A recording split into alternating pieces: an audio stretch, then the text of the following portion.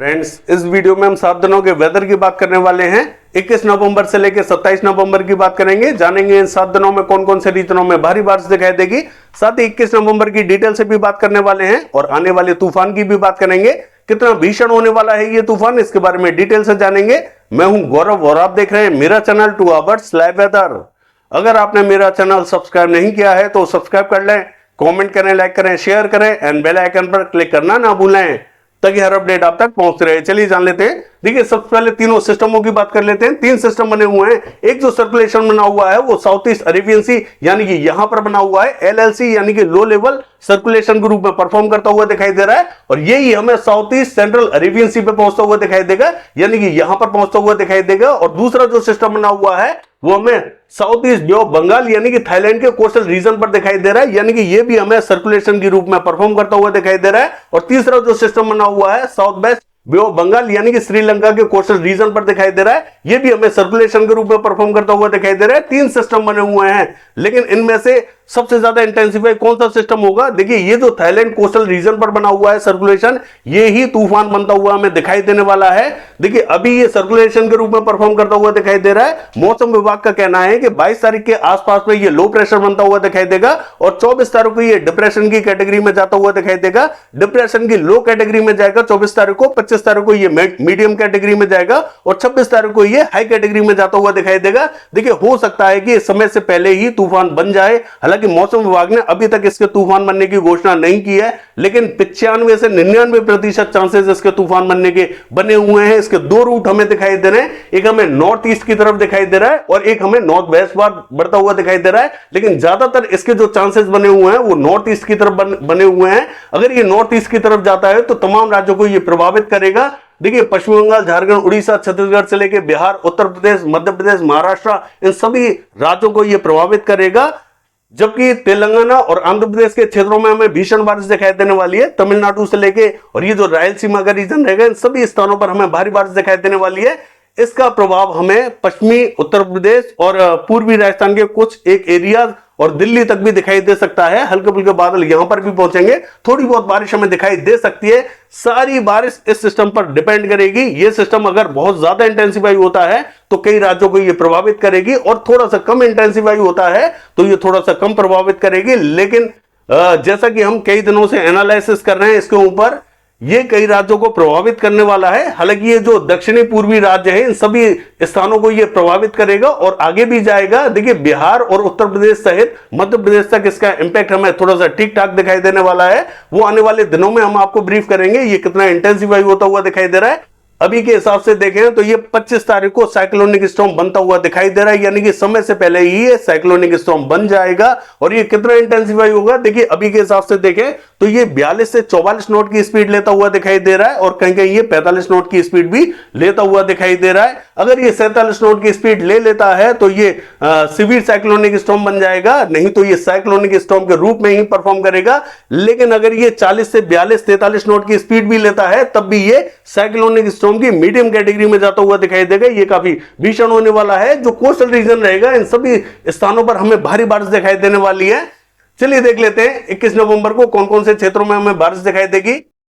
देखिए, अगर 21 नवंबर की बात करें तो सबसे पहले WD की बात कर लेते हैं। देखिए, एक जो WD आया हुआ था फीबल WD था यानी कि कमजोर WD था जो कि आगे निकल चुका है, जिसके इंपैक्ट से हमें बहुत ही हल्की बर्फबारी जरूर दिखाई दी थी, लेकिन विशेष बर्फबारी दिखाई नहीं दी थी और ना ही बारिश हमें दिखाई दी थी।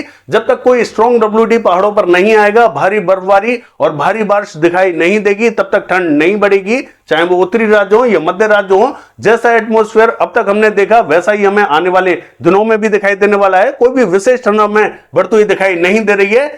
देखिए, सुबह शाम की ठंड जरूर हमें थोड़ी बहुत दिखाई दे रही है, लेकिन दिन की बात करें तो यहां टेम्परेचर बढ़े हुए हैं। ये जो पूरा मध्य के राज्य हैं ये पूरे क्लियर बने हुए हैं। यहां सीधी सीधी धूप हमें दिखाई दे रही है यानी कि दिन के टाइम में तेज धूप दिखाई देती है और सुबह और रात के टाइम में थोड़ी सी ठंड हमें बढ़ती हुई दिखाई दे रही है। और ऐसा ही हमें आने वाले दिनों में भी दिखाई देने वाला है। जब तक कोई स्ट्रॉन्ग WD पहाड़ों पर नहीं आएगा, भारी बर्फबारी और भारी बारिश हमें दिखाई नहीं देगी, तब तक ठंड नहीं बढ़ेगी। चलिए जान लेते हैं कि कौन कौन से राज्यों में हमें बारिश दिखाई देने वाली है। देखिए, ये जो दक्षिणी राज्य हैं यहाँ पर केरला से लेके और ये जो तमिलनाडु रायलसीमा से लेके और ये जो साउथ कर्नाटका का रीजन रहेगा, इन सभी स्थानों पर हमें मध्यम से तेज बारिश दिखाई देगी। धीरे धीरे बारिश यहाँ बढ़ते हुए दिखाई देगी, क्योंकि ये जो सिस्टम है धीरे धीरे हमें आगे बढ़ता हुआ दिखाई देगा और मॉइस्चर भी हमें धीरे धीरे आगे बढ़ता हुआ दिखाई देगा। तो तमाम राज्यों पर अब हमें मॉइस्चर धीरे धीरे डे बाई डे बढ़ता हुआ दिखाई देगा और तमाम राज्यों को ये बारिश हमें कवर करते हुए दिखाई देगी। देखिए ये जो केरला का रीजन रहेगा और तमिलनाडु का रीजन रहेगा, यहां में मध्यम बारिश दिखाई देने वाली है, लेकिन जो साउथ कर्नाटका का रीजन रहेगा,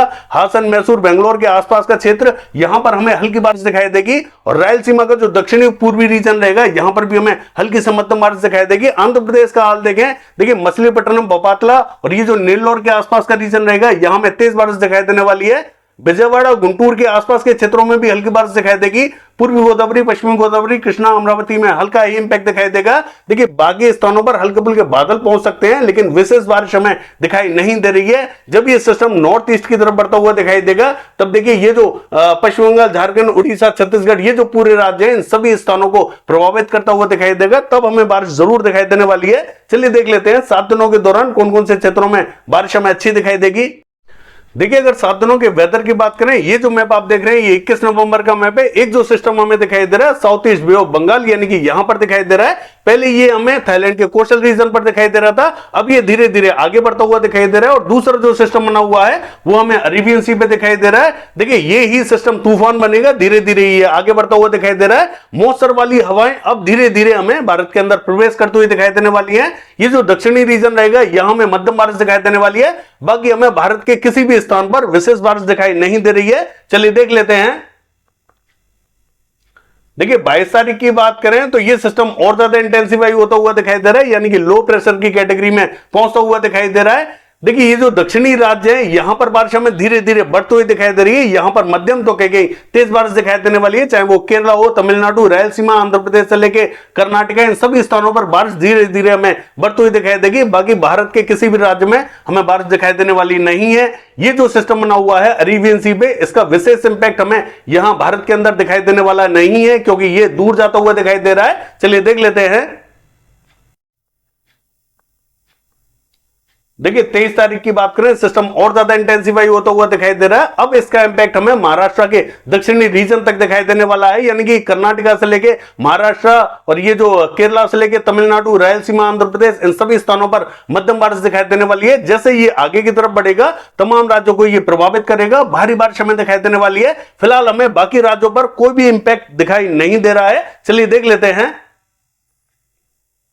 देखिए 24 तारीख की बात करें, सिस्टम और ज्यादा इंटेंसिफाई होता हुआ दिखाई दे रहा है। ये डिप्रेशन के रूप में परफॉर्म करता हुआ दिखाई दे रहा है और हो सकता है कि ये जल्दी ही तूफान बन जाए, यानी कि 25 तारीख को ये तूफान बन सकता है। जैसा कि मैंने आपसे कहा था कि मौसम विभाग का कहना है कि ये 26 तारीख को डिप्रेशन की हाई कैटेगरी में जाएगा, लेकिन कुछ संकेत ऐसे भी दिखाई दे रहे हैं कि ये 25 तारीख को ही तूफान बन जाएगा। ये बहुत तेजी से इंटेंसिफाई होता हुआ दिखाई दे रहा है। दक्षिणी राज्यों में मध्यम बारिश दिखाई देने वाली है, बाकी किसी भी राज्य में हमें विशेष बारिश दिखाई नहीं दे रही है। चलिए देख लेते हैं।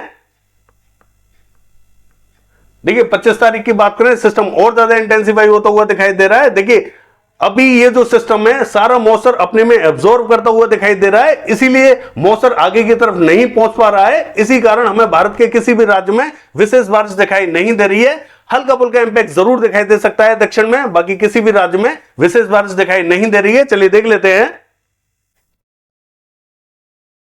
देखिए 26 तारीख की बात करें, सिस्टम और ज्यादा इंटेंसिफाई होता हुआ दिखाई दे रहा है, यानी कि भीषण रूप लेता हुआ दिखाई दे रहा है। भारत के किसी भी राज्य में हमें अभी बारिश दिखाई नहीं दे रही है, लेकिन हल्का फुल्का मॉइस्चर पहुंचेगा। यहां तमाम राज्यों पर बादल हमें अब से ही दिखाई देने लग जाएंगे। हल्की फुल्की बारिश हमें जरूर दिखाई देगी, हालांकि मॉडल हमें बारिश नहीं दिखा रहा है, इसके बावजूद हमें हल्की फुल्की बारिश दिखाई देने वाली है। चलिए देख लेते हैं।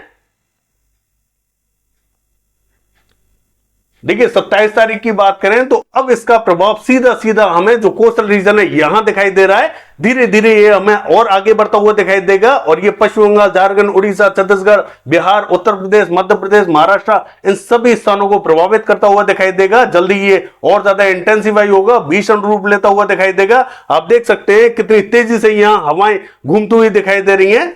बाकी ये है 7 दिनों का वेदर फोरकास्ट। कल देखते हैं बारिश की एक्टिविटीज कैसे रहेंगी। फिलहाल के लिए बस इतना ही। नमस्कार।